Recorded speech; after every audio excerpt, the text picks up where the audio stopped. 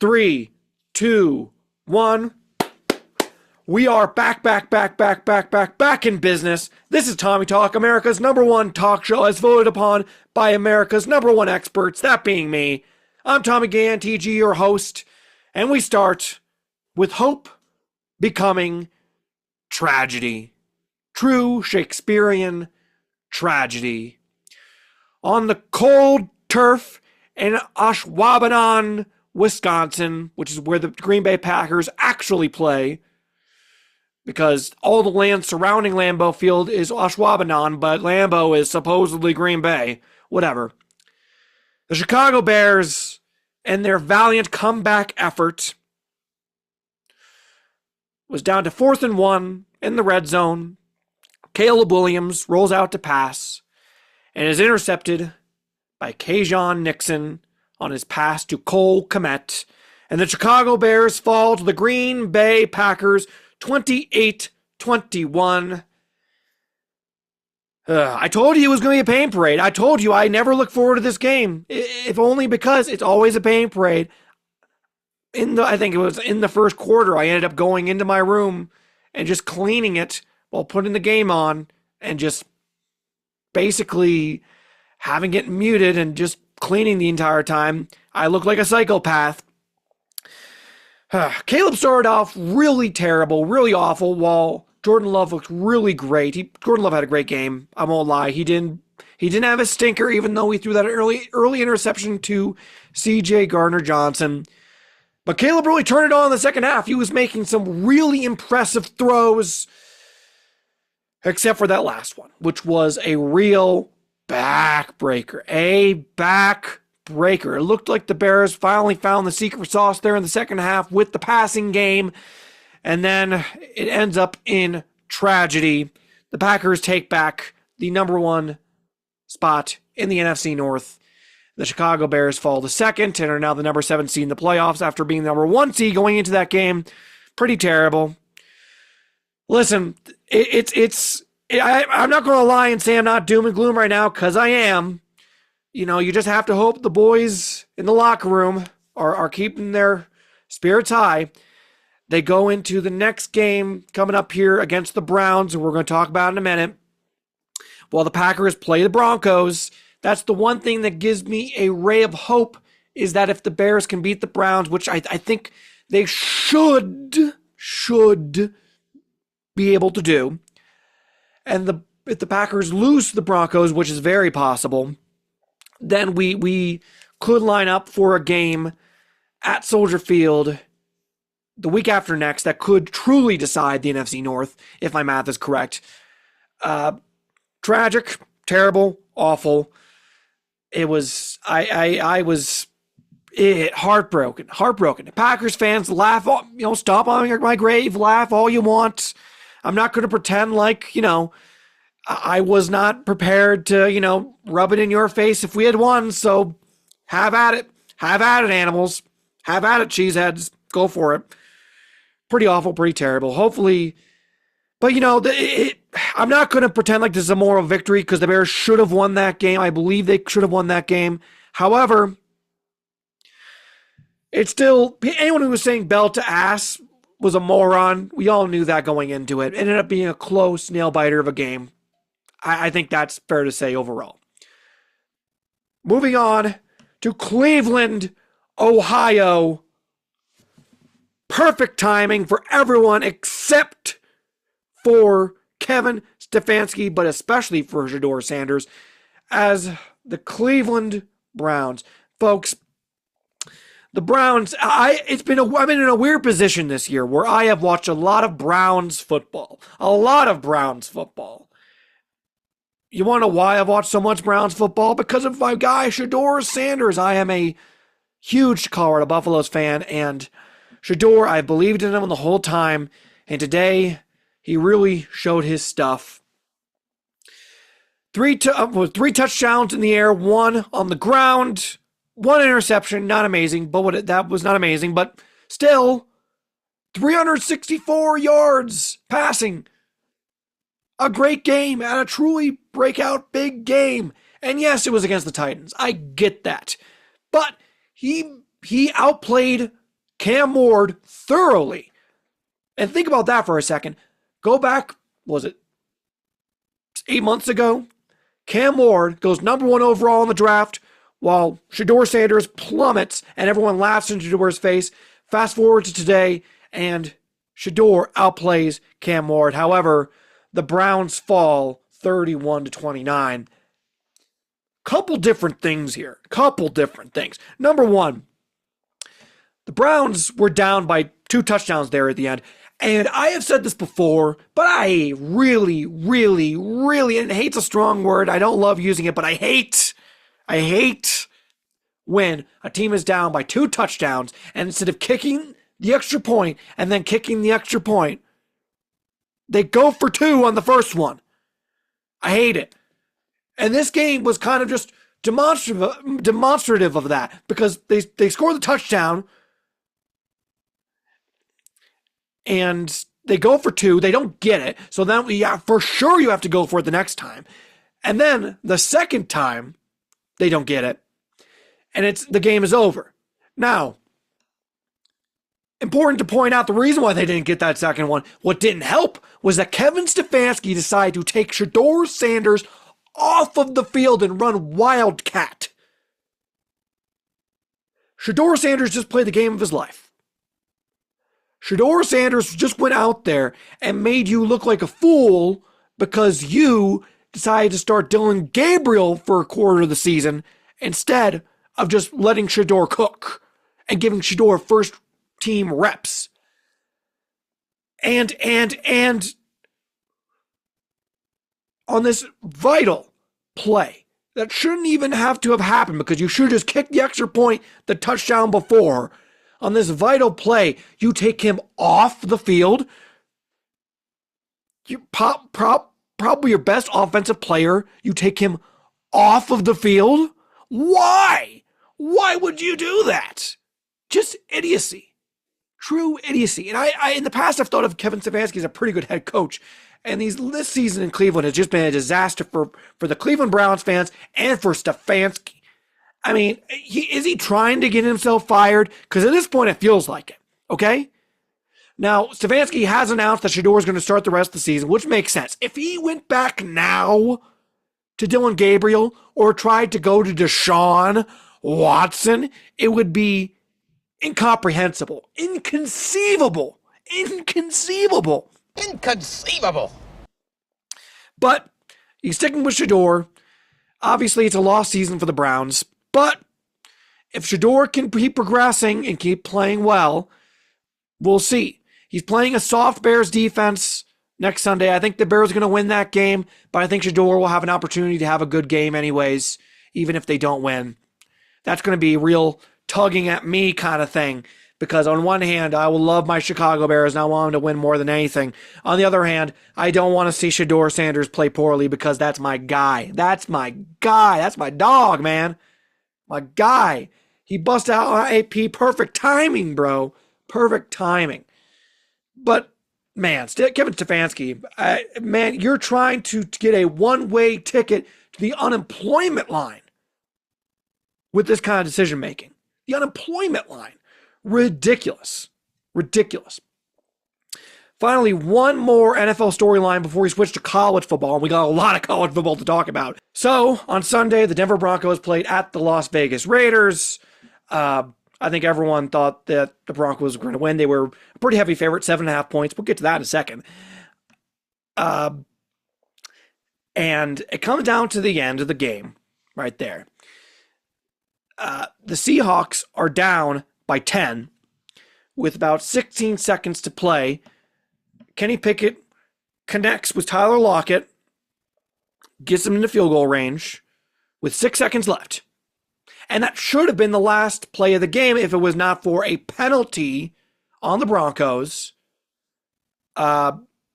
which allowed the Raiders to line up for a field goal.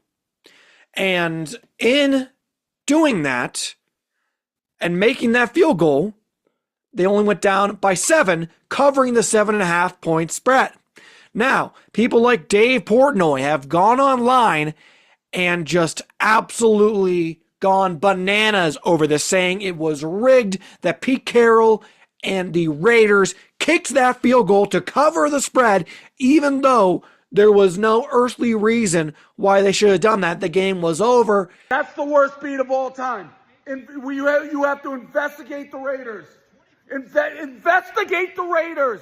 That's the worst beat of all time. That is cheating. Prison for Pete Carroll. The refs, everybody. This is prison. This is prison. When they kicked the field goal, when it went through, the game was over. There was no time left. It was done and it was over. And that was it. And if I had bet on that game, I also would have been very, very, very angry and upset. And on one hand, they're not wrong. I mean, with 6 seconds left, you would think that you would just need the clock out and just it'd be over. However, in all fairness, Pete Carroll, in all fairness, let's say it only takes 5 seconds for that field goal to happen, which isn't impossible. I know that Pete Carroll said that he was fighting for like an extra second or two. And if they had got the extra second or two there, then it would have ended up being, like a second or two left. And, there would have been like a 0.000000000000001% chance of being able to win. But, you could get the kickoff and you could maybe onside kick and recover if you have like 2 seconds left. Maybe, probably not, but who knows? I guess there's anything that can happen, I suppose. So I understand it from a footballer perspective, even though I think the odds of it even working out were so slim that you're surprised that Pete Carroll even made an attempt at it. If I were a better on this game and I had bet on that 7.5 point spread for the Broncos to have covered it, then yeah, I would have been very upset. Now, I'll also say this. I would be more understanding of it if the Broncos had been the one to have like allowed a touchdown or something like that, and then it would have not covered the 7.5 point spread. You know what I mean? Like the Broncos had intentionally given up points to not cover the 7.5 point spread. Then I think there's more credence to those arguments. Maybe, but probably not. The fact the Raiders were scoring points at the slimmest of possible chances of maybe being able to win the game in some capacity. I guess I can understand that point of view and perspective. Now, I'm not going to say, we're never going to go after meatheads for being meatheads, because that's what meatheads are. They're meatheads. And my brain's been meatheaded many times. Prison! So, in short, I can understand why people are angry and upset, but I don't think there's some wild, crazy conspiracy. I don't think someone was slipping a few thousand buckaroonies to Pete Carroll to kick that field goal or anything. Moving on to college football. A couple different things. We'll start. The Indiana Hoosiers, with the team that not too long ago had the worst winning percentage, I believe, in FBS history, at least in Power 5 history, go into Indianapolis, Indiana, and defeat the Ohio State Buckeyes 13-10 to win the Big Ten championship.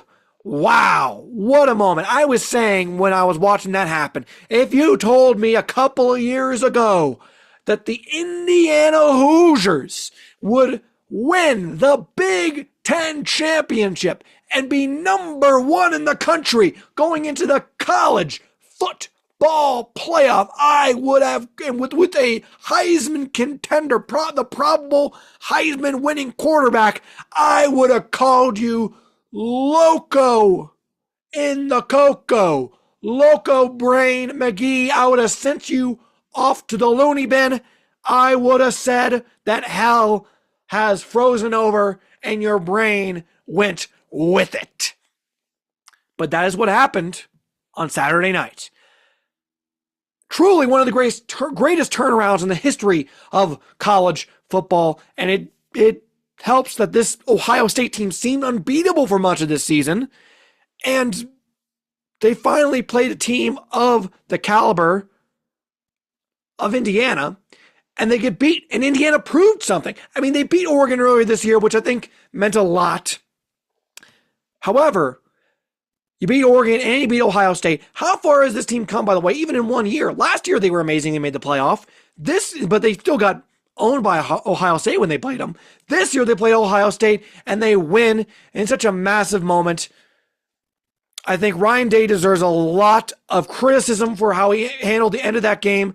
I understand they got stopped on the 4th and 1 earlier, but on that 4th and 1, you have to go for it. You have to hand that ball off to Bo Jackson and trust he gets you that 1 yard. If you do that, you probably win this football game. Instead, they line up for the field goal and they miss it and they lose. Ryan Day, end of game decision making, wussed out. Tough scene for Big Rye. Well, Kurt Zignetti, man, oh man. Earlier today, I was seeing some discourse that it was like the greatest coaching hire ever, and I can't say that's necessarily wrong at this point, because if you've seen this turnaround the last couple of years, it is bonkers. Congrats to the Indiana Hoosiers. It's crazy that, you know, if you would have told me a couple years ago, hey, you're going to say that the Indiana Hoosiers are Big Ten champions in 2025, and you say, oh, man, Indiana basketball is back, huh? And you'd say, nope. But volleyball, try again. I would have never thought football. Crazy stuff. Insane stuff. And that leads us into the bracket is here. The bracket being here, the college football playoff bracket. The 12 teams have been announced. Here are the 12 teams. At the number 1 seed, the Indiana Hoosiers, the 2 seed, the Ohio State Buckeyes, 3 seed, the Georgia Bulldogs, and the 4 seed, the Texas Tech Red Raiders. They get buys into the quarterfinals. In the first round, it will be number 12, James Madison, at number 5, Oregon, number 9, Alabama, at number 8, Oklahoma, number 11, Tulane, at number 6, Ole Miss, and number 10, Miami, at number 7, Texas A&M. Some interesting matchups in that first round. But let's start off with this. First of all, the playoff should realistically just be Indiana, Ohio State, Georgia, Texas Tech. If you want to play off at all, that should be it. We don't need all these extra other teams on top of it. Let's be honest and serious here. And that is why when I hear people complaining, I saw Clay Travis come out and say James Madison and Tulane getting in to the college football playoff was DEI in college football. James Madison and Tulane being included in the college football playoff is college football's version of DEI. What? Did you just start watching college football a year ago? Huh? What?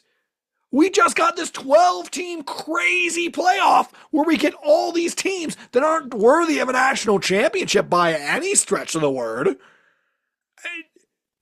And you're angry that the 2 conference champions got in over some people who weren't conference champions? Are you crazy? Are you nuts? Now, the fact that James Madison and Tulane got in was crazy. The way if you were asking, hey, Tommy, how is it 2 group of 5 teams? I'll tell you how. Because it's the top 5 conference champions, like top 5 ranked conference champions, and the group of 5 gets an automatic bid. So, one of the top 5 group 5 champions was Tulane because Duke won the ACC championship over UVA. And so, that G5 bid went to James Madison. And of course, people are very upset about Notre Dame or at Notre Dame. A couple different things. Number one, I think that the team that should have been left out in favor of Notre Dame should have been Alabama. Truly, honestly. Because think about this for a second. Alabama, 2 losses this season. 1 to Oklahoma, the team they're playing in the playoff. All right. That's not a bad loss. Not a bad loss at all. But then they also lost week 1 to Florida State, a bad, bad Florida State team. Meanwhile, Notre Dame, where are their two losses? Two losses, one to Texas A&M week 2, and one to Miami, a playoff team, in week 1. And if we're going to judge Notre Dame based on a week 1 game against Miami, we sure as heck should be judging Alabama on a week 1 game against Florida State, a bad Florida State team. Okay? And then Alabama's most impressive win against number 3 Georgia. And listen, we shouldn't be punishing Alabama for playing in the conference championship game. I'm not saying we should. However, they got pummeled by Georgia in the conference championship. You would think with that kind of negates away that first win, right? Am I nuts? That sort of a bit of a negation that should have boosted up Notre Dame, at least in my opinion. Now, also people who are complaining about Notre Dame not being in a conference, who cares? Notre Dame is part of college football tradition, part of college football royalty. You got to deal with it. People who are angry, they schedule tough opponents and they kick the crap out of everyone this year after those first 2 games. So I don't mind Notre Dame not being in a conference because they do schedule some real tough games. However, Notre Dame decides after they don't get in, they decide not to play in a bowl game at all. No bowl game for Notre Dame this year. Really? You're just going to pick up your ball and go home? Really? Is that the values that the University of Notre Dame should be teaching out there with how they conduct their football program? Huh?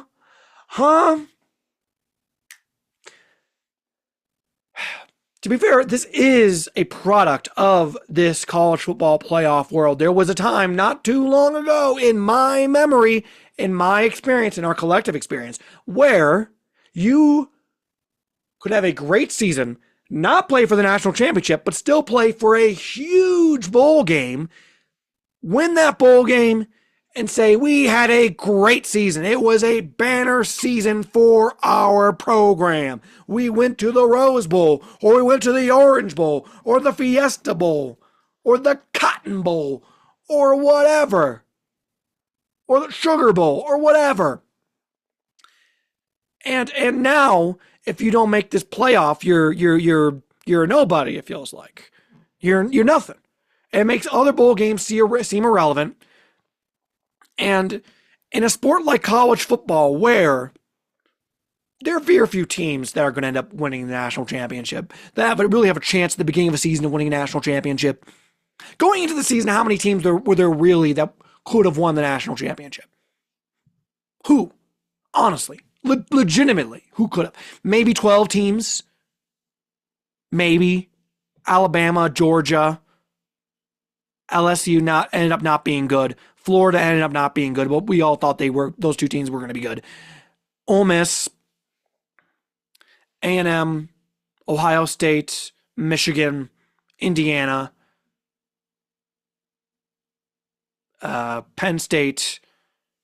So those 10. Texas Tech, BYU, so there's 12 right there. And then on top of them, Notre Dame, 13, Clemson, 14. So I guess about 14 teams, but considering the fact that there are like 80 Power 5 teams, not even including the group of 5 teams, or Power 4 teams, and not even including the group of 5 teams, that brings the total up to over 130 schools. You know, the odds are pretty infinitesimally small for the majority of college football programs. It's always going to be, unless you want to just take away all the pageantry and tradition of college football and create a super league like they tried to do with European soccer a few years ago. You know, why are we doing this stuff with college football playoffs? Honestly, truly. And it's just destroying the game I love. I've been railing against it for years. No one wanted to listen to me. I told them when they were expanding it from 4 to 12 that it was a slippery slope. I even said it when they turned it to 4 teams that it was a slippery slope. No one wanted to listen. ESPN and Fox wanted their big ratings, and fans couldn't see the big picture, and they thought newer and bigger was better.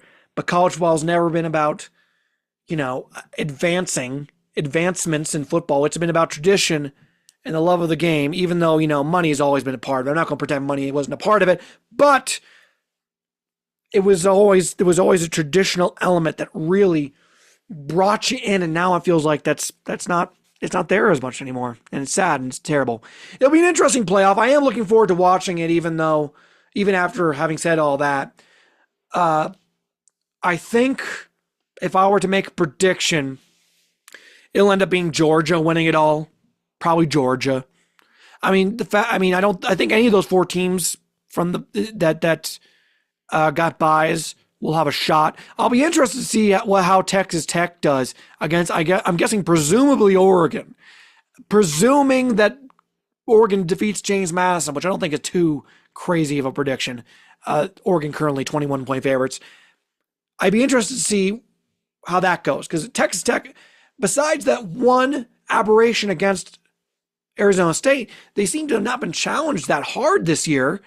BYU, who is supposed to be far and away the second best team in the country in the conference, like it's Texas Tech and BYU and then everyone else, they bullied him both times. So it'd be interesting to see what happens when they play, an elite football team like Oregon, another team that probably could win the national championship. But we'll see. Should be interesting. That's what I'm looking forward to there. Just saying. I'm not saying, but I'm saying. In any case, folks, thank you all for watching. Please subscribe. Subscribe. Comment. Tell me whatever you think. Call me every name in the book. Say the meanest thing humanly possible to me. Call me ugly. Call me disgusting. Say my takes are terrible. My friends will agree with you. Say that this setup is dumb, and why is Tommy wearing a robe, and why is he recording in the middle of the night, and why does he still go by the name Tommy even though he is a grown man, maybe physically but not mentally, I guess some might say. Please subscribe. Please follow on social media channels at Tommy SG as in Gamma, A as in alpha male, H as in Hawaii, A as in Alaska, N as in Nevada. So, yeah. Follow me at Tommy SGAHAN Gan. I love you all. You know that. You should know that, buddy. You should know I love you. I love you so much. Tell me other things. I have other content ideas I might be coming out with.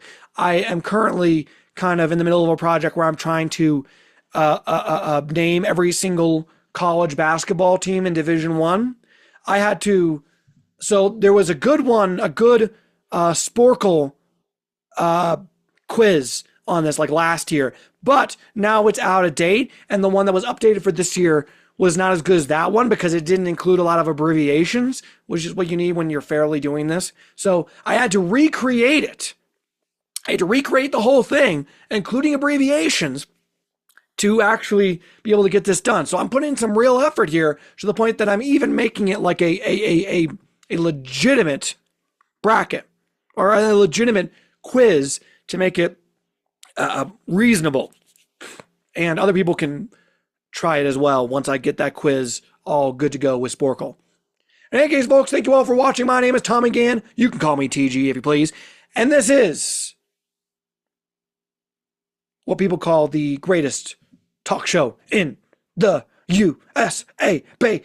Tommy Talk. Love you all. Bye-bye. See ya.